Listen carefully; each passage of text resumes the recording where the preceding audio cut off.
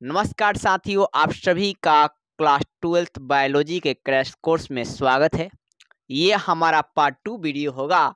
अगर आप पार्ट 1 को नहीं देखे होंगे तो प्लीज़ जाकर उस प्लेलिस्ट इसका बन चुका है, आप उसमें प्लेलिस्ट में जाकर देख सकते हैं।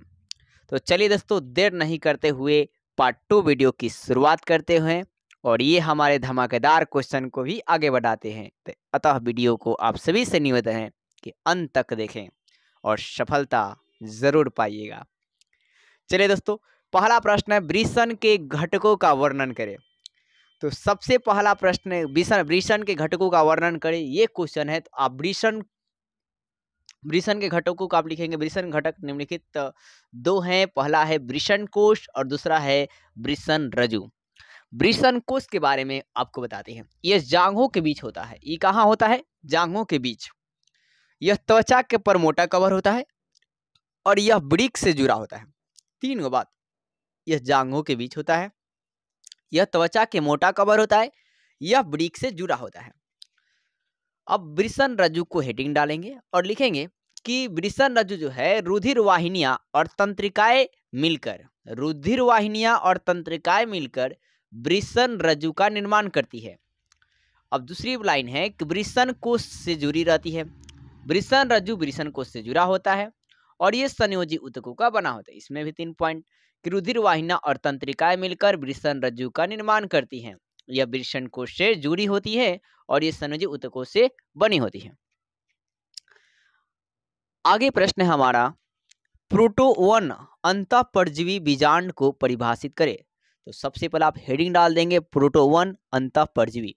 वैसा परजीवी जिसका जीवन चक्र मानव के शरीर के अंदर होता है। वैसा परजीवी जिसका जीवन चक्र मानव शरीर के अंदर होता है तो उसे प्रोटोवन अंतःपरजीवी कहते हैं। मतलब कोई जीव है जिसका जीवन चक्र शरीर के मानव शरीर के अंदर होगा, उसी को प्रोटोवन अंतःपरजीवी कहा जाएगा। एग्जाम्पल के लिए प्लाज्मोडियम और ई कोलाई। अब दोस्तों है क्या, बीजांड को भी बोला था, तो बीजांड को हेडिंग डाल देंगे और बीजांड के बारे में जानेंगे कि बीज जिस पतले फलभित्ति से घिरा होता है उसे बीजांड कहते हैं। बीज जो है जिस पतले फलभित्ति से घिरा होता है उसे बीजांड कहते हैं और बीजांड का एक हिस्सा ढका नहीं रहता है, उसे बीजांड द्वार कहते हैं। बीजांड का एगो हिस्सा जो है ना ने ढकल रहता है, उसे क्या कहते हैं? तो बीजांड द्वार कहा जाता है। बुझात है जी? ठीक, चलिए। इसके बीच का भाग केंद्रक कहलाता है। एक बीच का भाग क्या कहलाता है? केंद्रक कहलाता है। फिर ये कैसन होता है जी? तो अंडाकार होता है। कैसन होता है? अंडाकार। और इसमें अर्धसूत्री विभाजन होता है। इसमें कैसा क्या होता है? अर्धसूत्री विभाजन होता है। अब निम्नलिखित के कार्यों का उल्लेख करें। ये हमारा टॉपिक क्वेश्चन है कि निम्नलिखित के कार्य को उल्लेख करें। पहला टॉपिक है अग्रपिंड या एक्रोसोम क्या है? तो यह शुक्राणु को सुरक्षा प्रदान करता है। एक्रोसोम जो है शुक्राणु को सुरक्षा प्रदान करता है और अंडाशय को नष्ट कर देता है। अब दूसरा टॉपिक है कि पित्तपिंडक या कार्पस ल्यूटियस क्या है? तो यह एक अंतःस्रावी हार्मोन को स्रावित करता है। यह अंतःस्रावी हार्मोनों को स्रावित करता है, जैसे प्रोजेस्टेरॉन। और प्रोजेस्टेरॉन क्या है? तो मादा हार्मोन है जो अंडाणु का निर्माण करती है। दूसरा टेस्टोस्टेरोन, तो यह नर हार्मोन होता है जो शुक्राणु का निर्माण करता है। अब इसमें तीसरा पॉइंट है पुरस्थ ग्रंथि। तो पुरस्थ ग्रंथि, इसमें अम्लीय पदार्थ का स्राव होता है। पुरस्थ ग्रंथि में अम्लीय पदार्थ का स्राव होता है और ये शुक्राणु को ऊर्जा प्रदान करने में सहायक होता है। ये अम्लीय पदार्थ का स्राव होता है और फिर पुरस्थ ग्रंथि जो है शुक्राणु को ऊर्जा प्रदान करने में सहायक होता है। इसमें 25% शुक्राणु के क्या होते हैं? अंश होते हैं। आगे टॉपिक है शुक्राणुपुंज। दोनों टोटल 2 नंबर में है। शुक्राणुपुंज, ये शुक्राणुओं को ऊर्जा प्रदान करती है। क्या करती है? शुक्राणुओं को ऊर्जा प्रदान ये भी करती है। अंतराली कोशिकाएं, इन कोशिकाओं का विकास, अब है क्या? अंतराली कोशिकाएं। तो इन कोशिकाओं का विकास पूरे जीवन काल में होता है। इन कोशिकाओं का विकास क्या होता है? पूरे जीवन काल में होता है।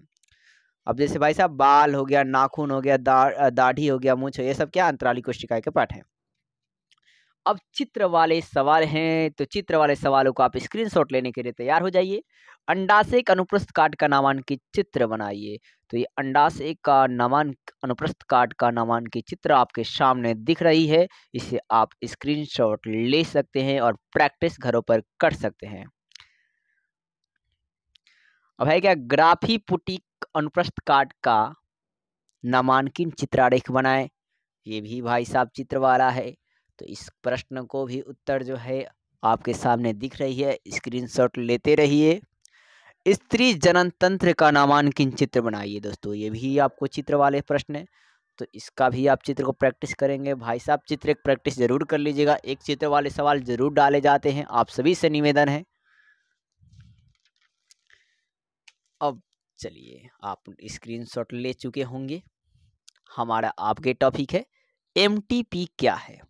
सबसे पहले बताऊं तो आप इंग्लिश में लिखेंगे कि एमटीपी का full form medical termination of pregnancy होता है, जिसका शाब्दिक अर्थ सगर्भता चिकित्सीय समापन होता है। क्या सुना आपने? एमटीपी का full form medical termination of pregnancy होता है, जिसका शाब्दिक अर्थ सगर्भता चिकित्सीय समापन होता है। गर्भावस्था को पूर्ण रूप से, अब आगे सुनिए दोस्तों, गर्भावस्था को पूर्ण रूप से जानबूझकर समापन करने की प्रक्रिया को एमटीपी कहते हैं। एमटीपी पहले तिमाही या 12 सप्ताह के अवधि में कराना सुरक्षित माना जाता है। मतलब प्रेगनेंसी रोकने के लिए एमटीपी किया जाता है, आप डायरेक्टली समझ लीजिए। अब आगे क्वेश्चन है, किसी 4 यौन संचारित रोगों के नाम उनके कारक रोगाणुओं के साथ लिखें। तो एक तरफ लिखेंगे यौन संचारित रोग और राइट तरफ लिखेंगे कारक, मतलब कौन से रोगाणु कारक। तो जैसे है एड्स, तो एड्स कितने होता है? HIV वायरस से, मतलब हिब वायरस से होता है। हर्पिस किसके होता है? सिफिलिस वायरस से होता है। और सिफिलिस जो है ट्रेपोना पैलिडम बैक्टीरिया से होता है। गोनेरिया किससे होता है? तो निसेरिया गोनारी बैक्टीरिया से होता है। अब आगे प्रश्न है कि रक्त के कार्य को बताइए। तो दोस्तों रक्त के कार्य को आप लिख सकते हैं कि रक्त शरीर का तापमान को बनाए रखता है, ये शरीर को वातावरण को अस्थायी बनाए रखने में तथा घावों को भरता है। फिर रक्त फाइब्रोनोजिन पाया जाता है, जो रक्त को थका बनाता है। फिर यह शरीर को रोगों से रक्षा करता है। और ज़्यादातर दोस्तों रक्त वाला जो भाग WBC है वो बॉडीगार्ड की तरह काम करता है। अब हमारा प्रश्न है, बांध्याकरण क्या है, इसके तरीके का उल्लेख करें। तो सबसे पहले जानते हैं बांध्याकरण। स्त्री के उन्मुक्त या असुरक्षित सहवास के बावजूद भी बच्चे का जन्म नहीं होता है, देखिए यहाँ पर नहीं लगा दीजिएगा, बच्चे का जन्म नहीं होता है तो उसे बांध्याकरण कहते हैं। और यह एक जन्मजात रोग है। ये क्या है दोस्तों? जन्मजात रोग होता है। जिस रोग को जन्म से हो उसे जन्मजात रोग कहते हैं और इसका कोई इलाज नहीं भाई साहब, थोड़ा बहुत ठीक किया जा सकता है। एक और बात मैं आपको बता दूं कि बांध्याकरण आपने सुना होगा कि वो बांझ है फलाना ढिनका, ऐसे करके आप सुनते होंगे ना गांव देहातों में। तो ये तो वो ऐसा नहीं है, क्योंकि जन्मजात रोग है वैसा, उसमें उस फीमेल में कोई गलती नहीं है। तो बांध्याकरण दूर करने का उपाय क्या है? तो सहायक जो एक जनन प्रौद्योगिकी है जिसे ART कहते हैं, इसके निम्नलिखित विधियां जो है दूर करने की, टेस्ट ट्यूब बेबी है, गिफ्ट है, कृत्रिम वीर्य सेचन है, अंतःकोशिकीय शुक्राणु निषेचन है। तो इसमें इंपॉर्टेंट जानते हैं क्या है? इन सभी से जो बेहतर है वो टेस्ट ट्यूब बेबी है। और टेस्ट ट्यूब बेबी दोस्तों अलग से भी 2 मार्क्स में आते हैं। तो चलिए दोस्तों टेस्ट ट्यूब बेबी की पूरा एक्सप्लेन करते हैं। पहले उससे आप ऊपर के पॉइंट को आप देख सकते हैं कि इन निषेचन तकनीकों के द्वारा बच्चा पैदा करने में मदद की जा सकती है। इन सभी तकनीकों से टेस्ट ट्यूब बेबी काफ़ी सफल तकनीक मानी जाती है। टेस्ट ट्यूब बेबी, जब किसी स्त्री के बाध्यता होता है, यानी कि उसको बच्चे नहीं होते हैं, तो स्त्री के अंडाणु और पुरुष के शुक्राणु को एक प्रणाली में रखकर निषेचन कराया जाता है। तो जाइगोट का निर्माण होता है और जाइगोट विकसित होकर भ्रूण का निर्माण करता है और इस भ्रूण को स्त्री के गर्भाशय में तकनीक द्वारा स्त्री के योनि में स्थानांतरित कर दिया जाता है, जिसे MTP कहा जाता है। संचार का पहला टेस्ट TBB का जन्म 25 जुलाई 1978 में 78 को इंग्लैंड में हुआ था। इस पर स्टेप्टो और एडवर्ड्स नामक वैज्ञानिक ने कार्य किए थे। कौन के थे? स्टेप्टो और एडवर्ड्स नामक वैज्ञानिक जो है काम किए थे।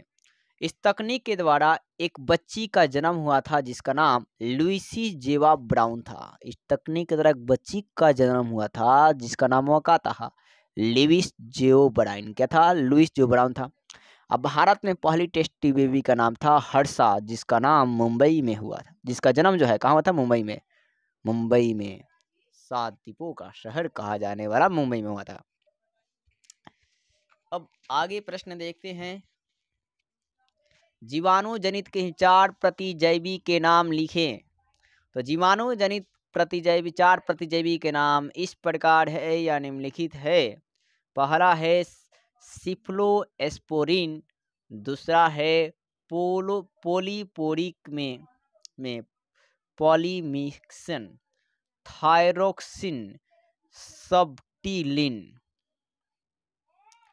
अब है दोस्तों संतति नियंत्रण को विभिन्न उपायों का वर्णन करें। तो संतति नियंत्रण के विभिन्न उपाय जो हैं निम्नलिखित हैं। पहली प्राकृतिक विधि है, दूसरी आवधिक संयम है। प्राकृतिक विधि की एक्सप्लेन करते हैं। या प्राकृतिक विधि में पहला है आवधिक संयम। इस अवधि में पुरुष अपने आप पर संयम बनाकर रखना चाहिए, मतलब कंट्रोल बना कर रखना चाहिए इंसान को। आप समझदार है, समझ सकते हैं। आवर्त चक्र के 10वें या 17वें दिन अवधि में अंडो उत्सर्ग की अवधि कहते हैं। फिर आएगा दोस्तों बाह्य स्खलन। पुरुष के साथी संभोग के दौरान वीर्य स्खलन से ठीक पहले स्त्री की योनि से अपने लिंग को बाहर निकालकर बचा जा सकता है। मतलब जब उसको स्खलन, संभोग के बाद स्खलन हो, वीर्य स्खलन हो, तो उसे उसमें नहीं करना चाहिए, वो बाहर निकाल कर बचा जा सकता है। स्तनपान अनर्थ। प्रसव के बाद स्त्री द्वारा शिशु को स्तनपान कराने के दौरान अंडो उत्सर्ग और आवर्त चक्र नहीं होता है। इस दौरान गर्भधारण के अवसर शून्य होते हैं। इस विधि में प्रसव के बाद ज़्यादा से ज़्यादा 6 माह की अवधि तक कारगर माना जाता है। अब दोस्तों रासायनिक विधि। तो पहली विधि है रोध, यह पुरुषों द्वारा उपयोग किया जाता है। इसमें यौन संचारित रोग एड्स से बचा जा सकता है। और स्त्री के लिए डायफ्राम, गर्भाशय, ग्रीवा, टोपी और बाल्ट का उपयोग किया जाता है। अंतः गर्भाशयी युक्ति दोस्तों IUD, ये शॉर्ट में पूछे जाते हैं। तो यह भारत में दूसरी प्रभावी लोकप्रिय विधि है और इसमें अनुभव डॉक्टर या नर्सों के द्वारा योनि मार्गों में गर्भाशय में लगाई जाती है। ठीक है, IUD को। जैसे दोस्तों कापट्टी 7 है, मल्टीलोड 375 भी बोलते हैं, मोचक है, तांबा मोचक है, औषधि रहित है इत्यादि। अब तो MTP क्या है, MTP ये भी बहुत अच्छी तकनीक है। तो MTP को पूर्ण रूप से जानबूझकर समापन प्रक्रिया को MTP कहते हैं। ठीक है ना। विश्व में 45 से 50 मिलियन, ठीक है नहीं, 4.5 से 5 करोड़ प्रतिवर्ष MTP कराई जाती है, जो विश्व का 1/5 भाग है। भारत सरकार द्वारा 1971 में MTP को स्वीकृति प्राप्ति हुई थी। MTP को पहले तिमाही या 12 के अवधि में कराना सुरक्षित माना जाता है। अब दोस्तों मानव में लिंग निर्धारण कैसे होता है। तो मानव लिंग निर्धारण XY प्रकार के जीन से होता है। किसे होता है, मानव में लिंग निर्धारण XY प्रकार जीन से होता है। मानव में लिंग निर्धारण मानव गुणसूत्र के द्वारा किया जाता है। हम जानते हैं कि नर में कितना गुणसूत्र होता है, 44 + XXY, और मादा में 44 + XX होता है। अब इनका दोस्तों जब क्रॉस कराया जाता है तो 75% दोस्तों देखिए, 50% बेटा होने की संभावना आता है, 25% बेटी होने की संभावना होती है। अगर XX रहेगा तो बेटी होगा और XY रहेगा तो दोस्तों बेटा होगा। ठीक है। हीमोफीलिया को रक्तस्रावी क्यों कहा जाता है, क्योंकि यह लिंग क्रोमोसोम X से संबंधित अपरभाई बीमारी होती है। इस बीमारी में क्या होता है, कुछ ऐसे प्रोटीन बनता है जो रक्त कथा का बनने नहीं देता है। परिणामतः क्या होता है कि एक बार रक्त का बहना शुरू हो जाए तो बाद में वो रुकता नहीं है। इसी कारण से हीमोफीलिया को रक्त शरीर कहते हैं, क्योंकि एकदम स्वाहा हो जाता है आदमी का, बहते चला जाता है ब्लड कट जाने पर। इसको रॉयल डिजीज भी कहते हैं। क्या कहते हैं, रॉयल डिजीज। अब आगे प्रश्न है, मनुष्यों में रक्त समूहों की वंशागति को दर्शाते हुए बहुविकल्पता का वर्णन करें। क्या करें, बहुविकल्पता का वर्णन कीजिए। तो सबसे पहली बात, मनुष्य में 4 प्रकार का रक्त पाया जाता है, ए बी और ओ होता है, आप सभी जानते हैं। यह रुधिर वर्ग को जीन द्वारा नियंत्रित होता है तथा नियंत्रण जीन के 3 भिन्न भिन्न रूप होते हैं, जिन्हें IA, IB या IO द्वारा सूचित किया जाता है एंटीजन के रूप में। रुधिर जीन IA, IB और IB के संदर्भ में अप्रभावी होता है।